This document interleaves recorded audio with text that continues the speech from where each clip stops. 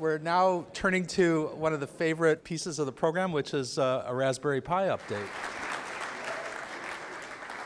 Hey there. So yeah, my name's Eben. I run a thing called Raspberry Pi, a charity based out of the UK. We make little computers for children. I hope some of you, anyone in the room, got a Raspberry Pi? Hey, woo! Anyone in the room got a Raspberry Pi 2? Yeah, there you go. Okay, that's good because they are running out of the make shed, so it's good that some of you have got them already. So yeah, let's see, we've been in Raspberry Pi for almost exactly 4 years. It was May 2011 that we accidentally announced we were going to do Raspberry Pi by going and showing a BBC journalist it and letting him put it on his blog.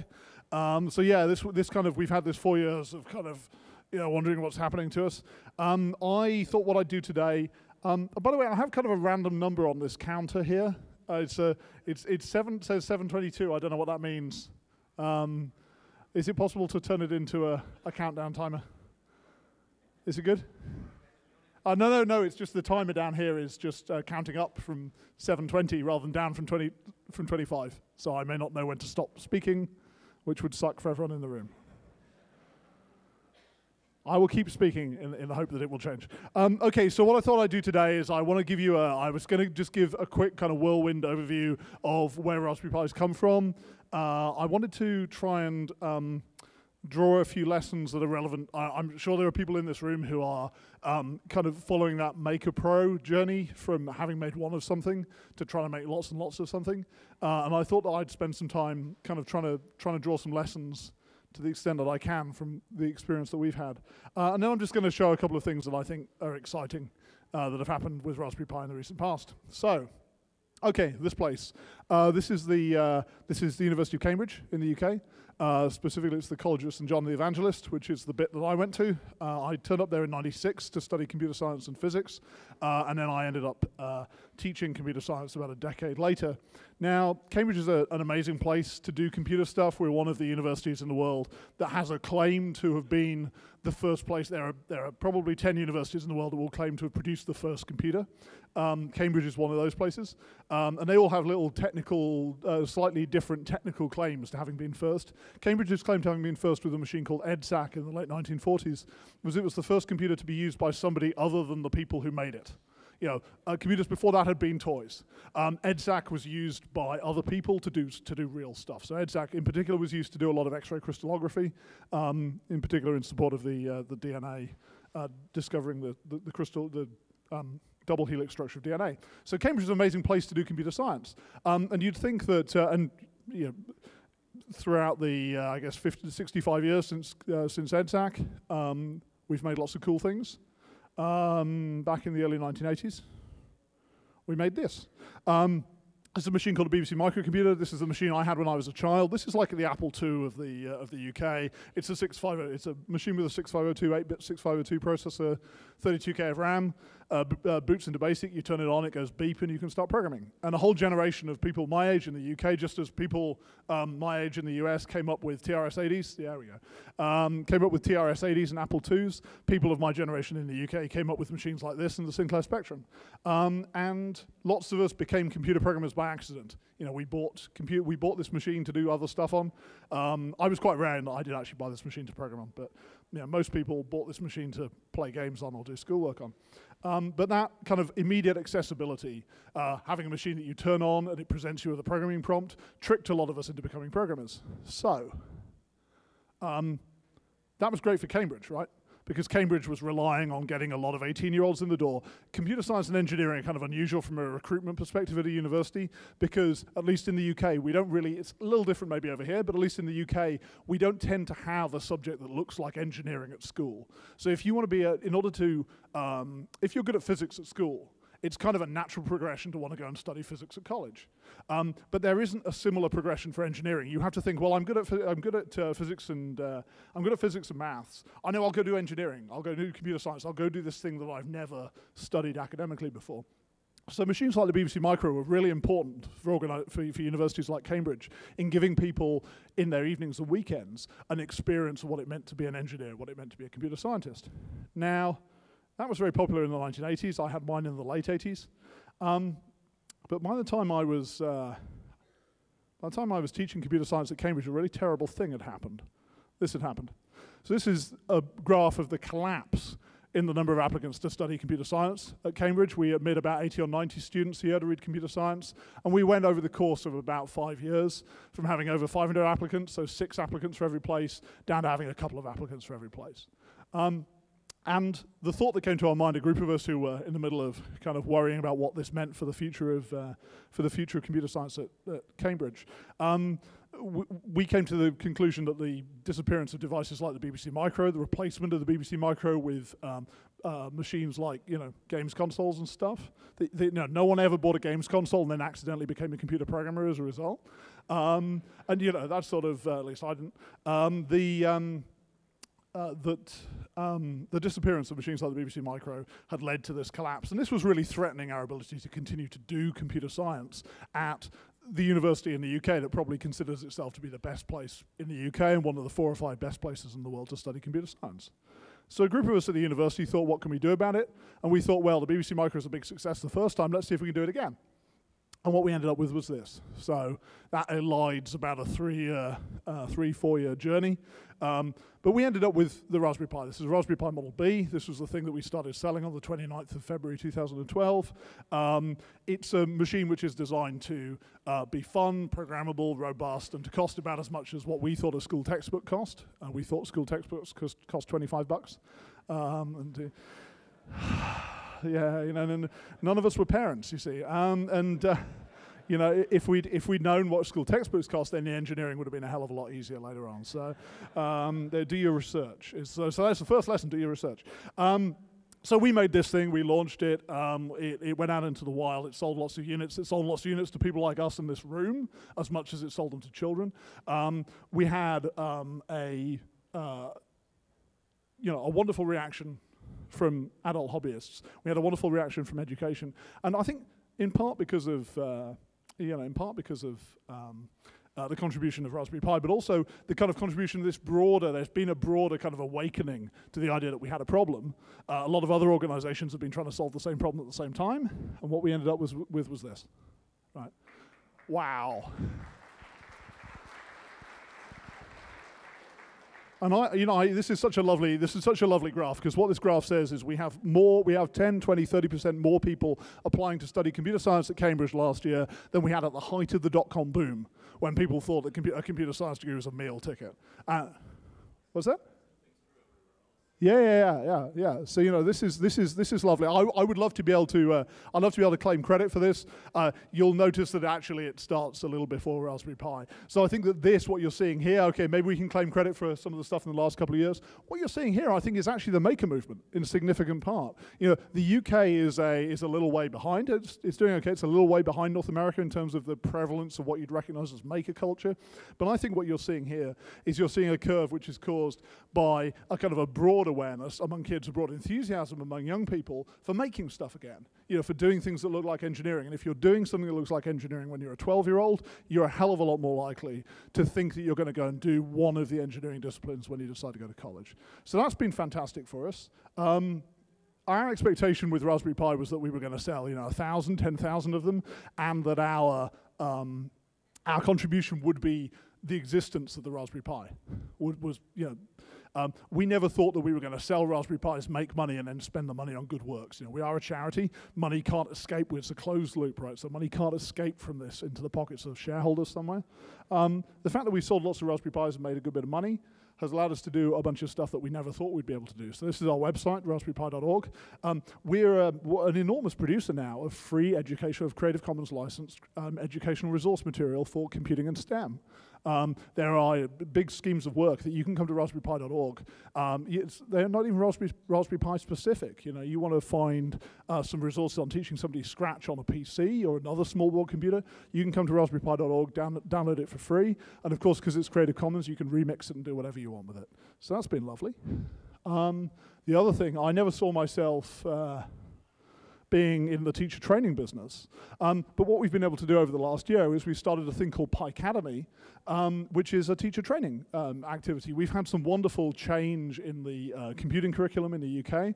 We now have a really rigorous, robust computing curriculum, but the government has invested almost no money in preparing teachers to train it. So every month we get 25 teachers. This is just starting. This is going to be enormous. Every month we get 25 teachers, and we take teachers from North America. So if there's anybody in the room who would be interested in doing this, come to our website and check it out. It's called PiAcademy. We get 25 teachers into our offices. We give them a 2-day course, which is free. All you have to do is pay for your travel and your accommodation. And we teach you how to deliver a really rigorous, robust computing education using Raspberry Pi. So we've been able to branch out and do all of these kind of fun things that we never imagined doing. I'm going to try this again. I've tried this. Oops, I missed him. There he was. Fleeting moment of... Here we are. Anyone in the room know who this guy is? Nobody who came to my MakerCon talk the other day. Anyone? It's Otto von Bismarck, greatest German statesman of the 19th century. And Otto von Bismarck is supposed to have had a really, apparently there's no evidence he really said this, but he's supposed to have had this wonderful saying, which is that God, looking across the Atlantic, he said that, God reserves a special providence for fools, drunkards, and the United States of America. Because you're looking across the Atlantic, everything just seems to go right over here all the time. I think that, we have been enormously lucky in doing Raspberry Pi, and I sort of feel that we need to tack ourselves onto the end of Bismarck's list. So I'm always kind of a little reluctant to try and draw conclusions from Raspberry Pi, try and draw lessons for other people, because I think one of the biggest lesson we've got is be very, very lucky, and bump into really awesome people. But I'm going to try anyway. So very quickly. Lesson number 1, Western manufacture works. We don't build Raspberry. Well, when we started doing Raspberry Pi, we started trying to build it in Shenzhen. We were successful at building it in Shenzhen. We were probably luckier in our Shenzhen experience than anyone else I've ever met. But the wonderful thing for us was we discovered 6 months into Raspberry Pi, we could make it more cheaply in Wales. This is being built in South Wales. Now, this is a Sony factory in South Wales that builds Raspberry Pi as a piece of contract work. A big realization for me is, with Raspberry Pi, is that the era of it being cheaper to make low-touch products in Shenzhen ended about 5 years ago. If you're trying to build your Maker Pro product, give some thought to building it in your local country. You really can. I would hate... I'm very fond of these guys because they're in South Wales. South Wales, there's a lot of parallels between South Wales and Detroit, right? 100 years ago, South Wales was this place. 100 years ago, South Wales was Silicon Valley. The first £1 million check was written in South Wales. The Bessemer steel process, which is what Carnegie made all of his money out of, was invented in South Wales about 5 miles from where I was born. South Wales has had a pretty tough 30 years. And so for me, one of the biggest realizations with Raspberry Pi is that our old manufacturing heartlands of the UK are competitive again. So that was fun. That said, if you want to do this, you've got to be prepared to invest. You've got to be prepared to optimize, and you've got to be prepared to invest. You can't just bring your product back from Shenzhen and produce the same product with the same production process. You do have to take account of the fact that labor costs are always going to be higher here. We have been very lucky in our contract manufacturing partners, Sony. They've been prepared to invest massively. This is a little $50,000 trinket which you fit onto a surface mount machine that you can use that allows you to solder down what we call pot memory. This is the memory that goes on top of the SoC on Raspberry Pi 1. They've been prepared to throw money at this. If you can find a partner like Sony, I really do believe that local manufacture is the best. Click. Click. Where should I be pointing this? There we are. Another lesson, launch early and launch often. This is a little graph. If you read it from the sort of top left down and then the middle top down and the right top down, this is a diagram of pretty much everything we ever launched. So starting with the 256 meg Model B back in 2012, then the doubling of the memory 6 months later, the Model A, so the Model B is our $35 product, Model A, our $25 product towards the end of that year, the camera boards, the regular and infrared camera boards, Noobs, which is our friendly installation system that I demoed in this room 2 years ago. The compute module, which is our system on module version of the Raspberry Pi, intended for people going the Maker Pro route who've developed something with a Raspberry Pi and then want to productize it. Then the B+ last year, and then Raspberry Pi 2 in February of this year. So this is the kind of launch early, launch often. The tendency for certainly me as an engineer is to try to wait until something's absolutely perfect before putting it out the door. We launched Raspberry Pi as soon as we had something we thought would be useful to our customers. We could have waited another year, but I think we really, really benefited from getting that out. And we've kept doing this. We launched as soon as we had something which did something for somebody at a price they could afford. So let's see. So launch early, launch often, but once or twice during the history of Raspberry Pi, we've had components end-of-lifed by suppliers. And this has kind of taught us an interesting lesson. Having a component end-of-life by a supplier is pretty much the most frustrating thing that can possibly happen to you, because normally, we've got some great engineers at Raspberry Pi, and when they're doing engineering work, I generally hope that it is making Raspberry Pi better so that our customers end up with a better product. If your engineers are doing work to work around an end-of-life situation with a component, in the best case, that engineering effort is, in the worst case, it's a disaster, and in the best case, you've done a bunch of engineering work for no customer benefit at all. Having suppliers end-of-life stuff is really frustrating. Over time, we've tended to migrate away, even when there's a little bit of extra cost involved, we've tended to migrate towards suppliers who are prepared to offer us stability in our supply chain. And so that's kind of been a lesson that we've learned upstream, and that's affected our behavior downstream. As we've seen more and more people, when we go out here, we see lots of Raspberry Pis in individual people's projects, and we see lots of Raspberry Pis in products that people are trying to build. And having had that experience of how annoying it is to have our upstream products EOL'd, we've become kind of obsessive about not EOLing Raspberry Pi itself. So this is B+. This launched in July of last year. We sold something like 100,000 Model B. So this is a successor to the Model B. It's got a nicer form factor, more USB ports, lower power consumption. It dominates the Model B in every way. And yet we made the decision to keep Model B in the market after we launched B+. And we sold about 100,000 in the 6 months after we launched B+.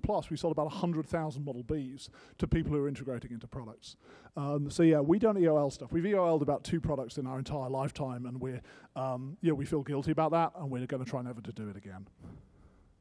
The last one, this is the Raspberry Pi case. So those were all kind of stories about awesome stuff that's happened to us. This is a slightly depressing thing that's happened to us. We're very good at building electronic products. The Raspberry Pi is a very complicated little gadget, and we're very good at building them. This is a little piece of injection molded plastic. This has caused me more trouble and more stomach ulcers than any electronic product, than the sort of 30 million transistors that are in a Raspberry Pi. It's been over a year now. I'm something like $150,000 in the hole on this project at the moment. I'm very, very lucky that we're at this point where I can afford to be $100,000 in the hole. This is ready to go now. If you come to our stand over in the far shed, you can see 1 or 2 of these. These are ready to ship now. But it's been a really sobering realization for us. It's very easy, I think, for technical people like us in this room. Suppose we go and see, you go look at, I don't know, healthcare.gov. That's a great catastrophe out here, right? And it's easy for us here to say, oh man, as government people, how do they not understand how to procure software? And of course, what it turns out, we are in Raspberry Pi. We're really, really very, very bright at doing software and hardware, and we didn't know anything about this. It wasn't just that we didn't know how to do injection molding. We didn't know how to choose suppliers who were good at injection molding. And so, we were that far down in the sort of, our ignorance was stunning. So that's been a sobering realization for us with Raspberry Pi, is that even though we're pretty good at some things, we can be really terrible at others at the same time. But this is ready now. Please buy it. I need to make $100,000 back. Here's a wonderful case. It took them about a month to get that into the market, the lucky buggers. So anyway, this thing here, so things I'm excited about with Raspberry Pi. People building businesses around Raspberry Pi. This is a product called PiBo, produced by a company called Pimoroni in the UK. They're based out of Sheffield, another one of our old kind of manufacturing heartlands that's seen better days. Pimoroni built a multi-million-pound business on the back of making accessories for the Raspberry Pi, starting with casing, but then gradually moving into more and more kind of higher value add products. We have a number of these in the UK. There are some in the US. People are using Raspberry Pi to build their own businesses, and to when they build their businesses, they're generating employment and helping us kind of get the message out there. So yeah, people making companies around Raspberry Pi. That's exciting. people using Raspberry Pi in industrial environments. This is a Raspberry Pi on a DIN rail somewhere in a factory. About a third of Raspberry Pis go to people like you guys in this room, to hobbyists. About a third of them go directly into something you'd recognize as education. The remaining third go into environments like this. They go into industrial environments. It's just fantastic for us because obviously it's a good source of revenue to pay for the charitable work, but it's also good for us because it motivates us to make the Raspberry Pi more stable. So yeah, there are kind of two ways that people use Raspberry Pi in an industrial environment. One of them is this, which I call DIY industrial. I own a factory. I want to automate my factory. Maybe in the past I would have gone out and bought, PC 104 format small board computers at a few $100s each, and used it to, build some factory automation. Now I go and build Raspberry Pi. So that's DIY industrial. The other interesting one is product-based industrial. These are people buying Raspberry Pis, and it's sometimes we don't actually find out who these people are because no one really puts out a press release anymore when they stick a Raspberry Pi in a product. You get people building products like HVAC. HVAC's very popular. You've got you're a manufacturer of HVAC equipment like this one, and you've got a legacy product that you want to bridge onto the internet. You can stick a Raspberry Pi in there. We sometimes call this the Internet of Big Things. The Raspberry Pi is kind of big, so you're not going to make a Nest thermostat with a Raspberry Pi, but you might be able to find room in a box that size to fit a Raspberry Pi. So we've probably done about 750,000 Raspberry Pis into the Internet of Big Things market, and that's quite exciting for us. Big things are all very well, but this thing here, about a year ago, we realized that we might be able to get into the Internet of medium-sized things if we could just produce a Raspberry Pi which was a little bit smaller. So what we came up with is this. This is the Raspberry Pi compute module. It's the brains of a Raspberry Pi on an SODIMM. And this is starting to get some adoption now. This is giving people a route from the Maker Pro people a route from making one of something to making 1,000 or 10,000 of something where you want to have your own form factor and you want it to be a little bit smaller. A lovely example of this is this Slice. I don't know if any of you have come across this or maybe backed it on Kickstarter. It's a media center. It's an XBMC Kodi media center that uses a Raspberry Pi compute module as its brains. And it's absolutely beautiful. You Google it, Slice. They've got some absolutely wonderful videos. And we're hoping over the next year, I'm excited we're going to see more stuff like this. What else? Oh yeah, this thing. I don't know if any of you saw this video from Build. We launched Raspberry Pi 2 back at the start of February. We announced two things. One, a Raspberry Pi 2, which is 6 times as powerful as Raspberry Pi 1. It has twice the memory and costs the same $35. And we announced another thing on the same day, which is it will run Windows. And we've had an enormous amount of support from Microsoft in doing this. They released, there was about a 3-month wait, and then they released the first developer preview a couple of weeks ago. And as part of that, they did a lovely demo on stage with this little truck here. And the little truck has got a Raspberry Pi in, and it drives around. It's like, wow, your little truck running Windows. That's kind of fun. And then they paired it up with HoloLens, and they did this wonderful demo of this. This chap is called B15, and when you look at him through a HoloLens, you don't just see B15, the little truck. You see B15, the cheeky little robot as well. Why is Windows exciting? Why is Windows on Raspberry Pi exciting? Windows on Raspberry Pi is exciting because of the tool chain. For me, because of the tool chain. It's exciting because it lets people who are familiar with Visual Studio, which, let's face it, is a lot of us. It lets people who are familiar with Visual Studio into that world of Maker small board computers without having to learn a whole new tool chain. And that's really useful to us because often it's those people and the projects that adults do with Raspberry Pi that provide us with the next generation of neat projects for kids. So yeah, Windows on Raspberry Pi, it's a lot of fun, and there's a demo of that in the tent outside. And one more thing that's exciting for me, we launched Raspberry Pi 2 at the same price as Raspberry Pi 1, as Raspberry Pi 1B+. That was actually quite difficult because it's got twice as much memory and a more expensive processor and about 100 more components on the PCB. So we had to do an enormous amount of production optimization. I mentioned earlier production optimization and investment. We did a vast amount of optimization and investment to be able to afford to do that. And that had a wonderful side effect. And it actually took us a month or two to figure out that it had this wonderful side effect. When we placed our next, I mentioned we don't like to EOL stuff. We placed our next purchase order for Raspberry Pi B+, and we noticed something, that all of those production optimizations had reduced the cost of B+ a little bit. So yeah, this week, this is kind of fun. It's kind of fun to be able to go and do a product launch announcement for a product that you've been selling for over a year. The big news for us this week is that we've been able to cut the price of Raspberry Pi B+, which is what we were selling in very large numbers in January at $35. We now cut that to $25. So we now have this really nice tiered pricing. We have the Raspberry Pi Model A Plus at $20. We have the Raspberry Pi B Plus now at $25, and then we have the Raspberry Pi 2 at $35. So we have this kind of progression, and we have, down at those bottom price points, we have, I'm hoping, a really attractive way for makers and young people to get involved in the Raspberry Pi platform on kind of pocket money amounts of cash. So that's it. I know that's the last slide. I'm going to leave that up because it's a nice slide. Anyway, thanks very much. I think I've saved 6 minutes, I hope, for questions. Do you have time for some questions? Yes.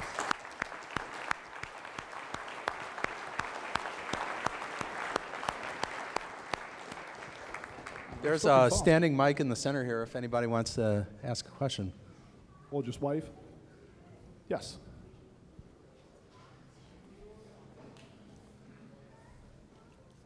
While he's coming up, I have a question, Eben. Are smartphone components starting to filter into Raspberry Pi projects? By smartphone components, you mean sort of MEMS sensors and Yes, screens and stuff? yeah. Yeah, we're seeing a lot of people. Hooking up smartphone components. I actually saw a great demo today over in the Microsoft stand of this kind of virtual shield, virtual hat thing they're doing now, where you actually just use your smartphone. Yeah. If you want an accelerometer and a screen and stuff, why go and build a special piece of hardware that's got an accelerometer and a screen? Why not just use your? So it's a nice little demo. Seems like the future. Yeah. Hi. I'm Nathaniel, and I was wondering if you happen to know a Richard Barker? Yes, I do. He's my uncle, actually.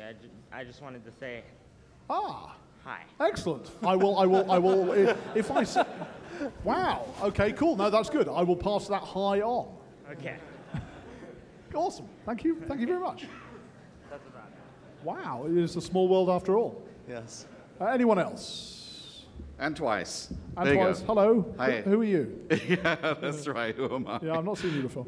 We would chat. So I just wanted to bring up and ask you, what do you think about the fact that the Raspberry Pi is going to be on the International Space Station in November? I should have mentioned that because I'm such a giant space cadet, and that's okay. I'm very excited that it's going to be on the International Space Station. I'm doubly excited. I'm not the guy who's had to do the paperwork associated with getting it onto the International Space Station. Yeah, we're going to have 2 Raspberry Pis on the ISS from hopefully November onwards. Tim Peake, British astronaut Tim Peake, is going to take them up and have a play with them. So we've been running a contest called AstroPi for UK school children, where UK school children can suggest stuff they want to run on the station, and it's been really popular. So I'm really hoping, given how popular it's been, I'm really hoping, we're going to get other European countries to rerun it, and there's a giant country here that spent quite a lot of money on that space station. So I'm kind of hoping, if NASA willing, we might be able to run a similar sort of contest here in the next year or two.